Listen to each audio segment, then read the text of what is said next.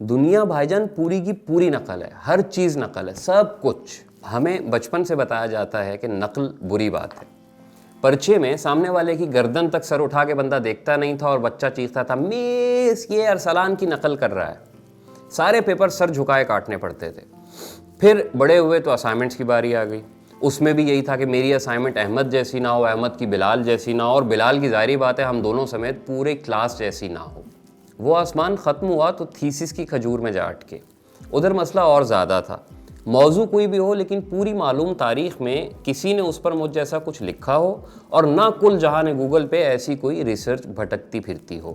ذرہ برابر کوئی ملتا جلتا مال پایا گیا تو پورا تھیسس ضائع.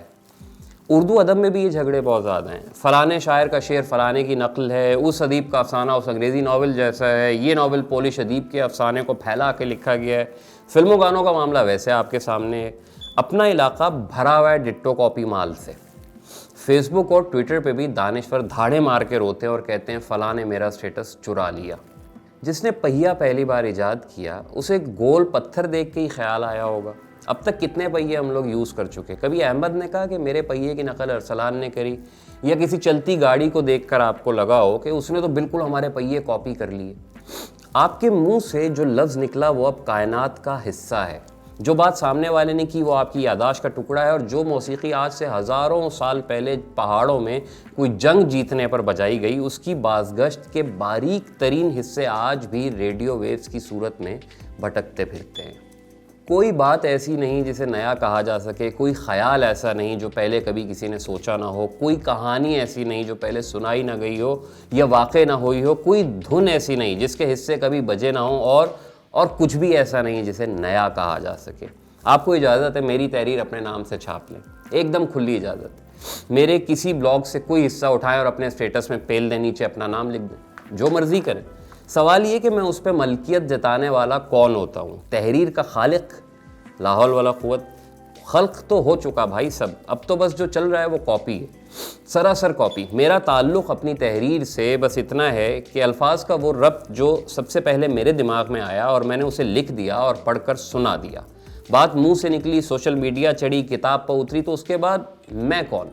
کاپی رائٹ صرف اس چیز کا ہوتا ہے کہ میرے نام سے فلاں چیز کہیں اور چھپ نہیں سکتی اور کسی دوسرے کا لکھا میرے نام سے چھاپنا آپ کا حق نہیں. ٹھیک، وہ دنیا کا دھندا ہے. باقی کیسی ملکیت اور اس پہ کیا کرنا اور لڑنا اور لوگوں کی ٹائم لائن پہ جا کے پھڈے ڈالنا، یہ سب کیوں بھائی؟ کیا ہم واقعی اتنے فارغ ہیں؟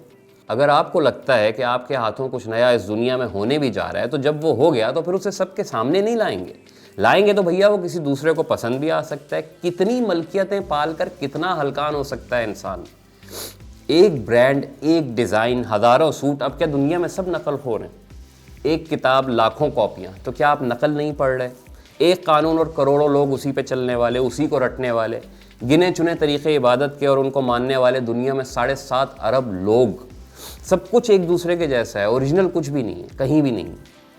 وہی 2 آنکھیں، وہی زبان، وہی ناک کان، وہی اعضاء، وہی سب کچھ.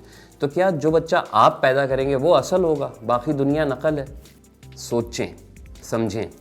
اگر دماغ قدرت نے دے دیا ہے تو آگے کو بڑھیں، بجائے یہ کہ جو کر لیا اس کا ہار گلے میں لٹکا کے دائرے میں ڈھول بجاتے گھومتے رہیں. آپ سے پہلے کسی نے پرچہ نہیں دیا، اسائنمنٹ نہیں کی، تھیسس نہیں جمع کرایا، شاعری نہیں کی، ادب سے شغل نہیں کیا. کیا ایسا ہے جو پہلے کبھی نہ ہوا ہو؟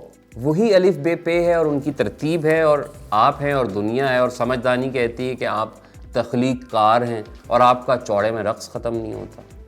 سب سے اہم چیز، اگر آپ کو خود یہ دعویٰ ہے کہ فلاں خیال جینونلی میرا ہے، یہ تحریر میری ہے، یہ سٹیٹس سب سے پہلے میں نے لکھا، تو پھر غم کس بات کا؟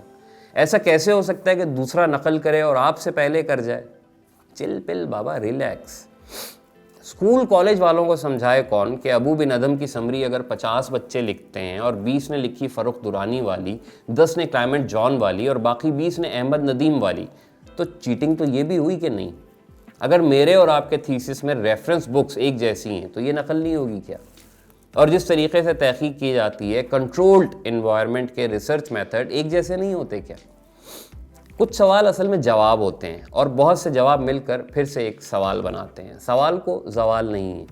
سوالی بننا بہتر ہے بجائے ملکیت میں ڈھیروں دعوے رکھنے کے. رہے نا سائندہ.